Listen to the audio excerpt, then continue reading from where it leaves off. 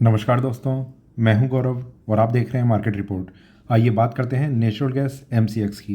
दोस्तों, अभी आपकी स्क्रीन के सामने नेचुरल गैस एमसीएक्स का चार्ट है, जिसमें मैंने 5 मिनट के टाइम फ्रेम को लगाया हुआ है। और इसमें जिस तरीके की मूवमेंट लास्ट ट्रेडिंग सेशन में रही और पिछले पूरे हफ्ते हमने जिस तरीके का एक ट्रेडिंग सिनेरियो देखा है, उसे देखते हुए हम ये समझने की कोशिश करेंगे कि आने वाले टाइम में, आने वाले सेशन में वो कौन से प्राइस लेवल है जो इसमें सपोर्ट और रेजिस्टेंस का काम करेंगे। और उन्हें देखते हुए हमारा आगे का क्या व्यू है, क्या हमें बाइंग करनी चाहिए, सेलिंग करनी चाहिए, या थोड़ा सा वेट करना चाहिए किसी भी ट्रेड में एंटर करने से पहले। तो आइए शुरू करते हैं 5 मिनट के टाइम फ्रेम पे नेचुरल गैस एमसीएक्स का चार्ट। दोस्तों, लास्ट ट्रेडिंग सेशन में हमने देखा, जो हमारे सामने अभी नज़र आ रहा है, प्राइसेस यहाँ से ये ऊपर की तरफ गए, वहाँ से एक करेक्शन, फिर एक अच्छी स्ट्रेंथ देखी गई और फिर मार्केट करेक्ट हुआ। यहाँ पर एक चीज़ आप भी ऑब्जर्व कर रहे होंगे, जिस तरीके से ये वी पैटर्न बना है, मार्केट ने यहाँ पर फिर से अपना एक रेजिस्टेंस दिखाया और प्राइसेस यहाँ पर आकर क्लोज हो गए। और अगर हम पूरे के पूरे ट्रेंड को जो 5 मिनट के टाइम फ्रेम पे हम डिस्कस कर रहे हैं, उसमें एक कंसोलिडेशन हमें देखने को मिला, जिसमें प्राइसेस का जो लास्ट ट्रेडिंग प्राइस है वो रहा 561.70 पे। आगे भी क्या कंसोलिडेशन कंटिन्यू रहेगी या फिर मार्केट किसी डायरेक्शन में मूव करने की कोशिश कर सकता है, उसके लिए हम थोड़ा सा और आगे मूव करते हैं 15 मिनट के टाइम फ्रेम पे। ठीक है, यहाँ पर हम देखेंगे कि यहाँ उसी तरीके की कंसोलिडेशन दिख रही है या फिर कुछ चेंज इसमें हमें नज़र आ रहा है। यहाँ अगर हम देखें तो प्राइसेस नीचे, फिर से ऊपर, फिर नीचे, ऊपर नीचे, ऊपर नीचे, कहीं पर भी कोई ऐसा डायरेक्शन नज़र नहीं आ रही है कि प्राइसेस किसी ऊपर या नीचे की डायरेक्शन को कंटिन्यू कर रहे हो। ये सारे के सारे टाइम फ्रेम पर ये सारा का सारा जो एक मोमेंटम है या मूवमेंट है, ये हमें समझनी ज़रूरी होती है कि उसी के बेस पर हम सपोर्ट और रेजिस्टेंस लेवल थोड़ा सा जज कर पाते हैं। और मार्केट का जो ट्रेंड है, उसमें अगर कोई स्ट्रेंथ बनती है तो हम उसे भी थोड़ा समझ पाते हैं, जिससे हमारे लिए ये इजी हो जाता है कि अगर ये स्ट्रेंथ बनती है तो ये कितनी इंपॉर्टेंट रहने वाली है। ठीक है, लास्ट ट्रेडिंग प्राइस 561.70। और आगे चलते हैं 1 घंटे के टाइम फ्रेम पे। वहाँ पर हो सकता है कि इसी तरीके का ट्रेंड हो। अब यहाँ पर जो आप देख रहे हैं, ये कंसोलिडेशन फेज नज़र नहीं आ रहा आपको पूरी की पूरी स्क्रीन पे। यहाँ जिस तरीके का पैटर्न है, मार्केट में करेक्शन, थोड़ी सी एक होल्डिंग टाइम पे दिखाया था, इसने अपने प्राइसेस को होल्ड किया था, करेक्शन में और ज़्यादा करेक्शन। ये जो कंसोलिडेशन है वो इतने टाइम पीरियड से चल रही है, हम समझ सकते हैं कि 26 मतलब ये जो 26 सितंबर है, तब से लेकर अभी तक मार्केट में कंटिन्यू है और कोई भी इसमें अपसाइड या डाउनसाइड नज़र नहीं आ रही। एक चीज़ ज़रूर है कि मार्केट को यहाँ पर अभी सपोर्ट मिला हुआ है, वो चीज़ काफ़ी ज़्यादा ज़रूरी है। ये जो करेक्शन हो रही थी, इसमें मार्केट में अभी एक रुकावट देखने को मिली है। करेक्शन अभी और अगर कंटिन्यू रहनी है तो मार्केट के लिए उसको फर्दर डाउनसाइड के इंडिकेशन देने होंगे। और अगर ऐसा नहीं होता तो ऑब्वियसली मार्केट में ये चांस बढ़ते रहेंगे कि मार्केट यहाँ से ऊपर की तरफ अपने आप को कंटिन्यू कर सकता है। ये तो एक चीज़ हुई जो चार्ट को देख के समझ में आ रही है।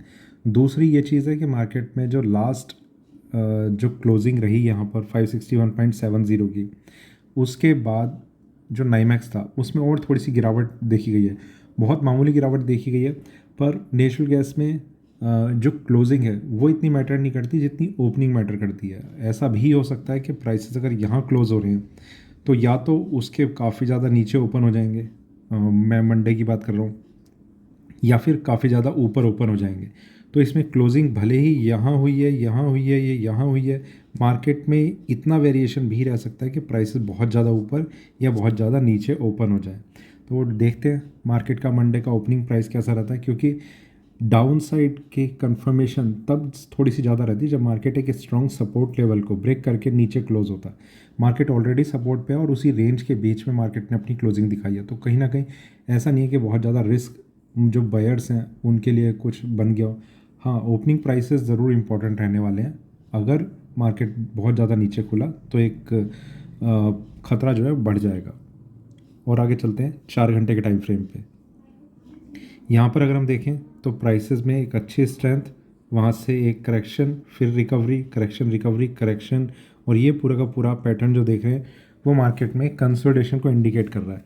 देखिए, यहाँ से अगर कोई भी रिकवरी आती है तो मार्केट थोड़ी सी स्ट्रेंथ दिखाने की कोशिश कर सकता है।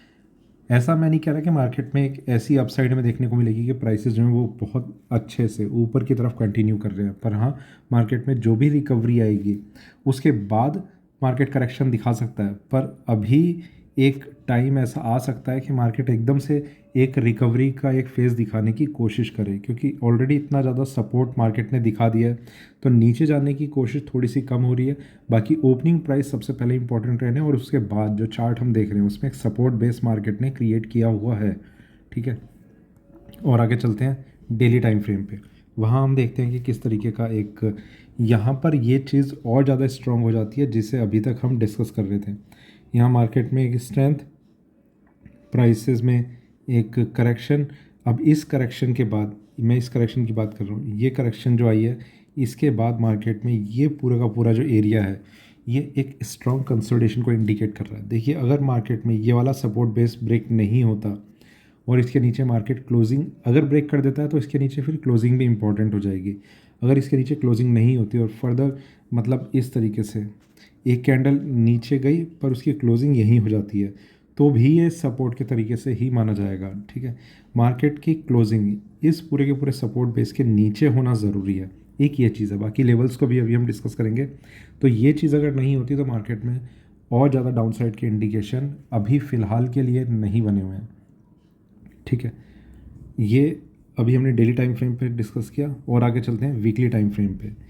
ये चीज़ अब थोड़ी सी इम्पॉर्टेंट है हमारे लिए कि मार्केट ने जहाँ पर अपनी क्लोजिंग दिखाई है, और एक और पैटर्न अगर आप थोड़ा समझते होंगे एक चार्ट पैटर्न को, कि उसमें कैंडल स्टिक का किस तरीके का एक बिहेवियर रहता है।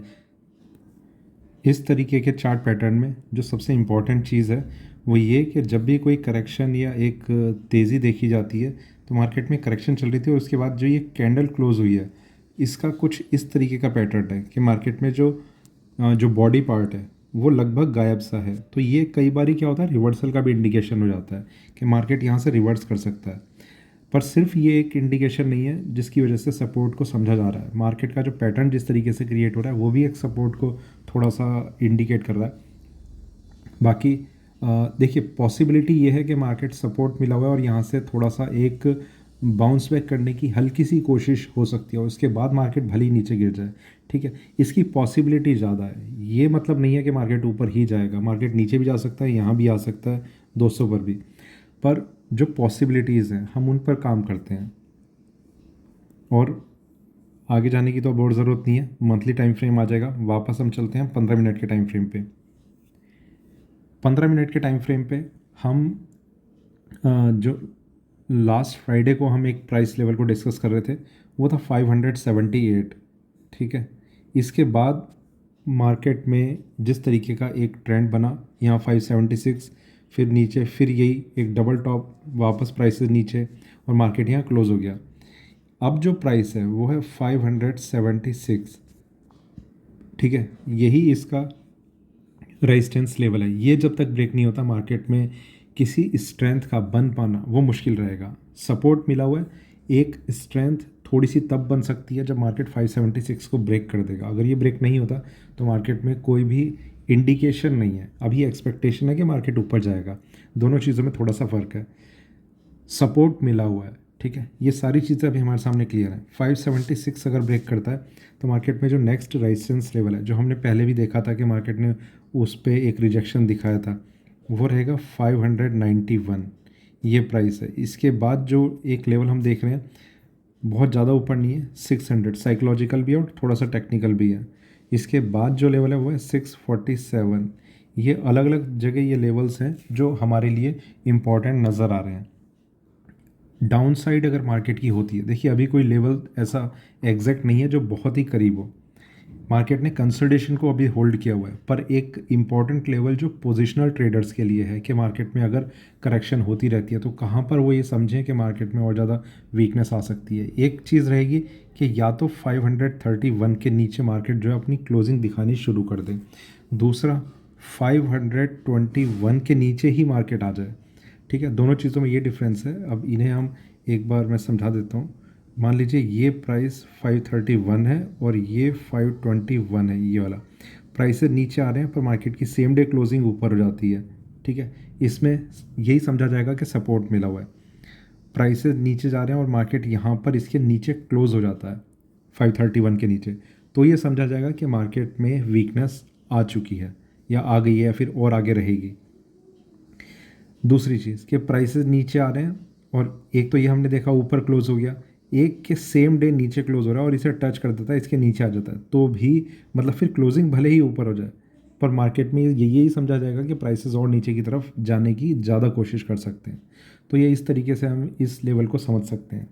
531 के नीचे सिंगल डे क्लोजिंग और 521 को सिर्फ ब्रेक करना ही, ये दोनों कंडीशन में कोई सी भी फुलफिल होगी, मार्केट में वीकनेस के चांसेस थोड़े से बढ़ जाएंगे। फिलहाल के लिए कोई स्ट्रॉन्ग इंडिकेशन नहीं है, पर एक्सपेक्टेशन ये है कि मार्केट एक सपोर्ट जल्दी ही फाइंड आउट कर लेगा, जिसमें सबसे पहला जो एक लेवल है वो 576 को हम डिस्कस कर रहे हैं, जिसके बाद मार्केट में एक स्ट्रेंथ के आने की संभावनाएं काफ़ी ज़्यादा बढ़ जाएंगी। तो ये था मेरा नेचुरल गैस MCX पे अभी का वीडियो अच्छा लगे तो लाइक करें, शेयर करें, बने रहें मेरे साथ, देखते रहिए मार्केट रिपोर्ट। धन्यवाद।